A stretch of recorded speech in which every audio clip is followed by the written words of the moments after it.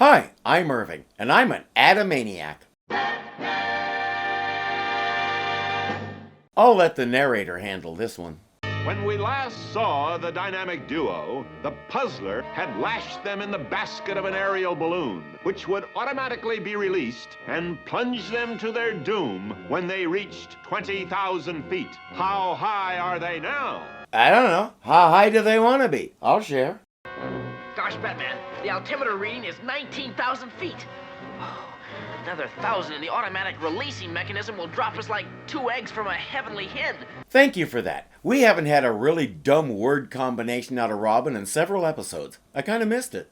Unless that discarded piece of chewing gum that one of Puzzler's henchmen threw in here. Chewing gum? Yeah, plug the air hole on the altimeter and it can't read the air pressure and it'll stop moving. Of course, Batman took a good 10 minutes explaining that to Robin, and while he was doing that, they passed 20,000 feet, the basket released, and they started plunging to Earth. Just before they hit the ground and turned into piles of red goo, Robin looked at Batman and said, "You really should learn to be more concise." Sure to cover it completely.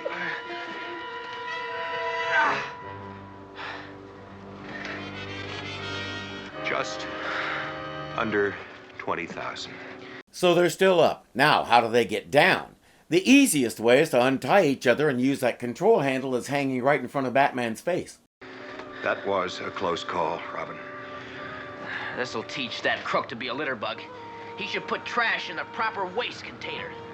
And that's our moral for this week, kids. Don't be a litter bug. It can mess up your murder plans. That's it, Robin. What? We do have a chance. It seems to me that I read in the paper that the elusive and high-flying giant red-eyed hermit newthatch birds are migrating south for the winter. Newthatch? I assume he means nuthatch. That's the American pronunciation. Maybe he's using Gotham dialect. Also, what does that have to do with anything? Grab a bunch of birds and hope they can slow your fall? I think Sylvester the cat tried that once. It didn't work. Batman, look! Coming this way. Robin, those bird calls that you were practicing this morning, do you have an elusive, high-flying, giant, red-eyed hermit newthatch bird in your repertoire? Sorry, that's an impossibly long name and I didn't catch it all. Give it to me again. Holy Audubon, Batman. I didn't get to that species yet. Couldn't you improvise? That bird, by nature, is a very hostile bird. Only my hostile bird can save us now. If you can infuriate him, perhaps he'll attack the balloon. I get it. 1 or 2 holes in the balloon, we float smoothly down to Earth. Untie each other and use the controls, gentlemen. It's not like you don't know how to untie each other back to back. You've done it many times. What are you waiting for? You're counting on a bird mistaking that enormous balloon for another bird. Think about that.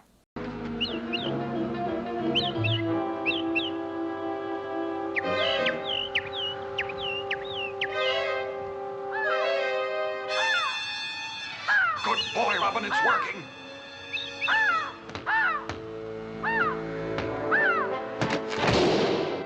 He did it, Batman! Yes, he did it. The hole is just big enough to bring them down, but not too fast.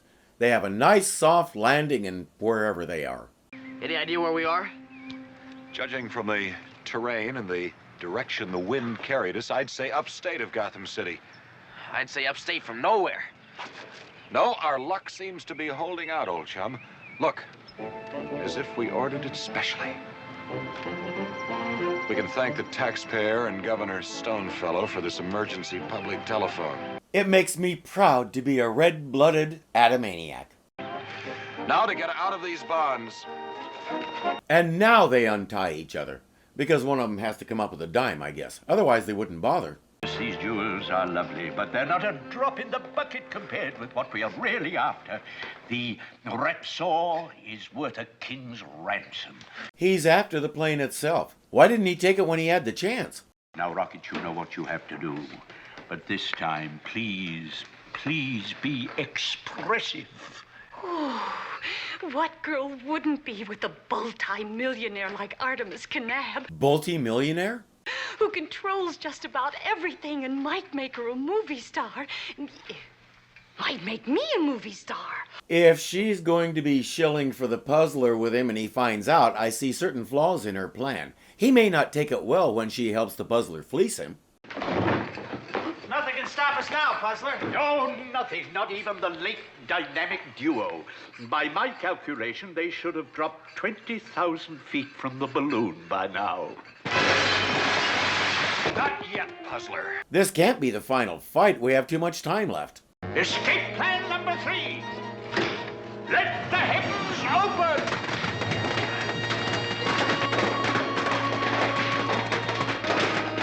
That's better. It's thick enough in there that Balloon Man and Ribbon can't find the bad guys, so they make their escape. Rocket goes into her act with Artemis Knab. Imagine me, little old Rocket O'Rourke. That's her real name? What kind of cruel parent gives their kid a name like O'Rourke? Having tea with a great big tycoon like you, Artie baby. Oh, let me pour. I have oodles of talent for pouring tea, too. Yes, well, I would say that you're a very well-rounded young lady with a considerable well-rounded talent. Oh, flatter. That's probably not the best way to get on his good side and break into the movies.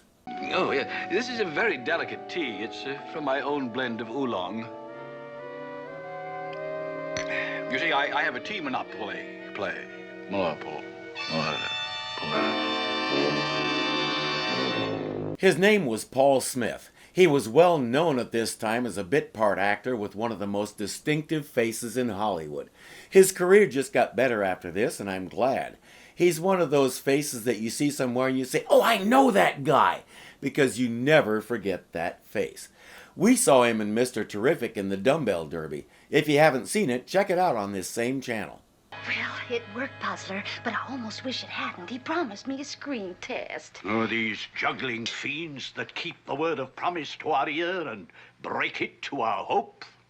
Macbeth. I did my job, Puzzler. Now you do yours. That brings up the next question. What is his job? Do you know the combination? I haven't been watching every move of Artemis Knab's for the past 2 weeks for nothing. I guess the keys to the plane are in the safe. By the pricking of my thumbs, something wicked this way comes. Open locks, whoever knocks. Voila! The camera. Camera? He's still taking pictures of stuff. What's the deal? Those pictures of the plane's control panels, plus these pictures of the plane's plans, will teach me everything I need to know about flying the Retsoor. He's making sure he knows how to fly it before he steals it. Well, that's just silly. And being the puzzler, he has to leave a clue for Batman. This, plus another little scheme I have in the works, should certainly make the dynamic duo put on their thinking caps. Egad, he's right! Actually, it's a Batman-style stethoscope. He's listening to a suspicious package. I don't hear any ticking, but it could be dangerous. Stand back, everybody. Mother McCree, a rooster!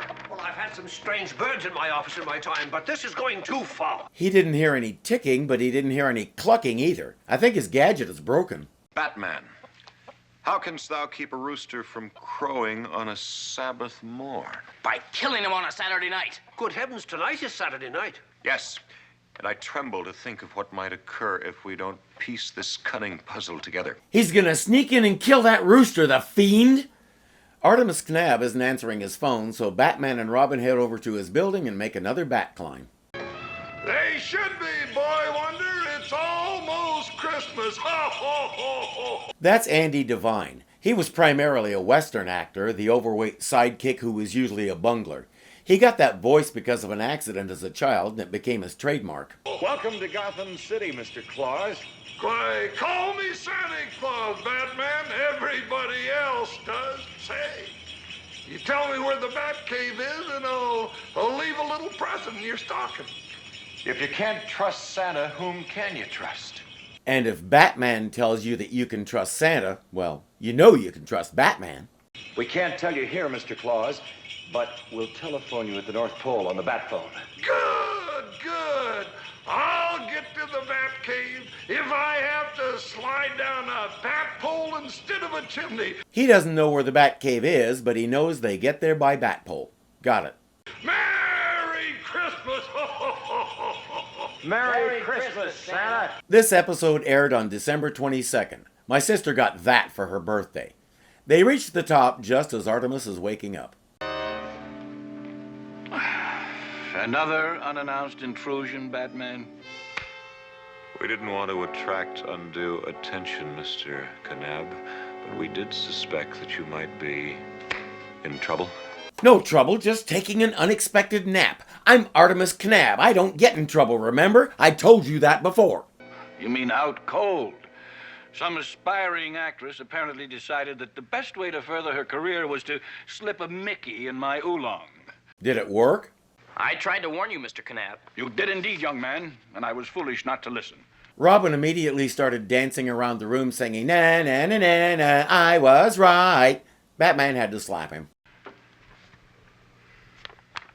Holy Ghost Rider, there's nothing on it. Ah, but Puzzler likes to use invisible ink, as we remember from... Well, they remember it, we just learned it. Look. That's the universal do-everything machine. Whatever sign you put on it, that's what it does. Today it's a secret writing detector. Ink is appearing. Puzzles? Puzzles? Strange. Nothing more. What could it mean? Time for some Batman logic. Puzzles has 7 letters. What comes in sevens, Robin? It also has 2 Z's. How do you know the number of letters is the clue? 7 league boots. 7 C's. 7 Up? The dance of the 7 veils. It must be something connected with his trying to tell us something. The telephone. The telephone. He's in a place with 7 telephones. The average modern telephone number consists of 7 digits. Oh, that too. But using the letters for numbers on the dial doesn't work because there's no Z on the phone dial. Obviously. That's the puzzle. Z is the most enigmatic letter in the alphabet, old chum. Think of the words that begin with Z. Zigzag, zither, zodiac. Zounds. Exactly. Sorry, Batman, there's no Z in exactly.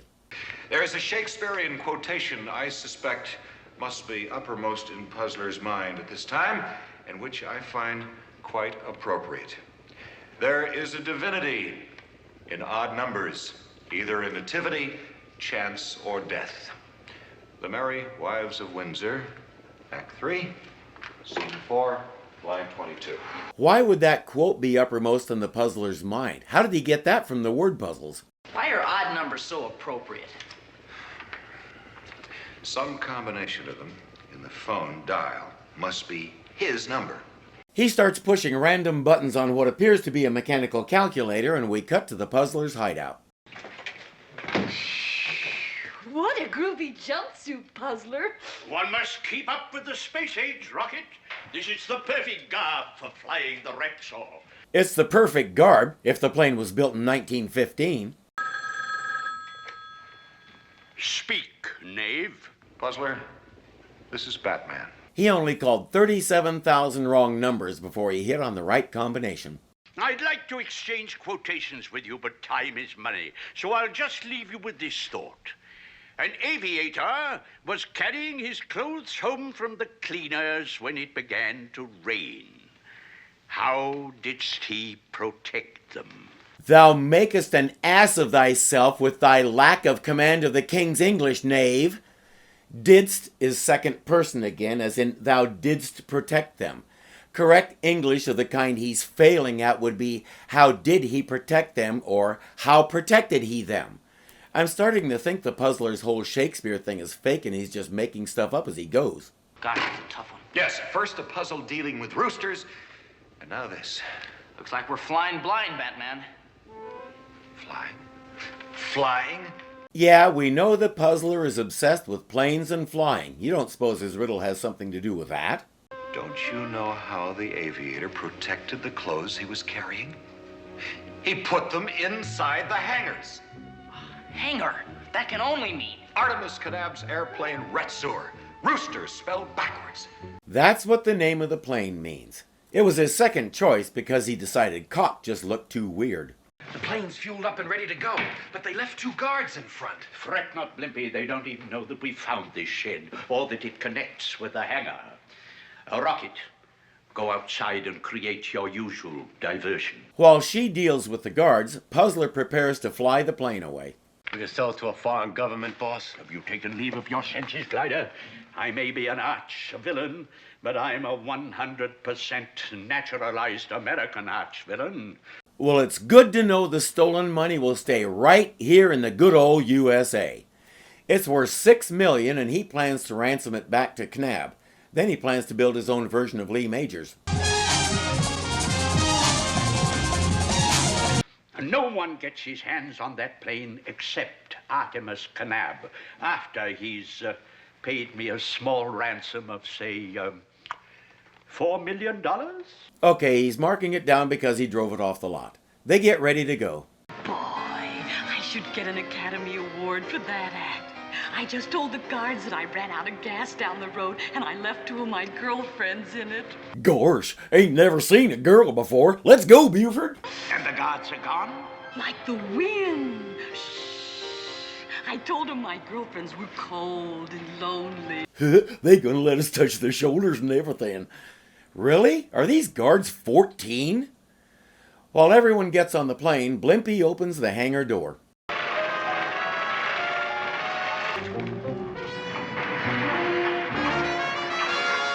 Or not. What's the deal, Blimpy? Don't try again, whatever you do. Stand there and be confused. Good boy. It is shut again.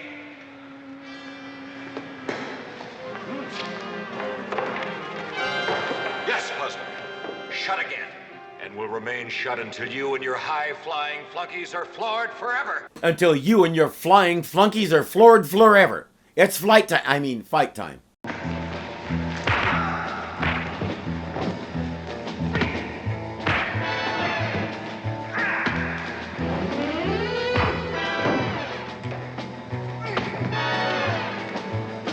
Those are some of the best moves I've seen yet. They wrap things up and the police come in. Too many puzzles. Is that what did it, Batman? One too many. Quantity finally exceeded quality, Puzzler. Ultimately, Batman logic was able to overcome them. And all of those quotes of Shakespeare didn't help either. My soul is full of discord and dismay. Hamlet. Act 4. Scene 1. Line 46. 45.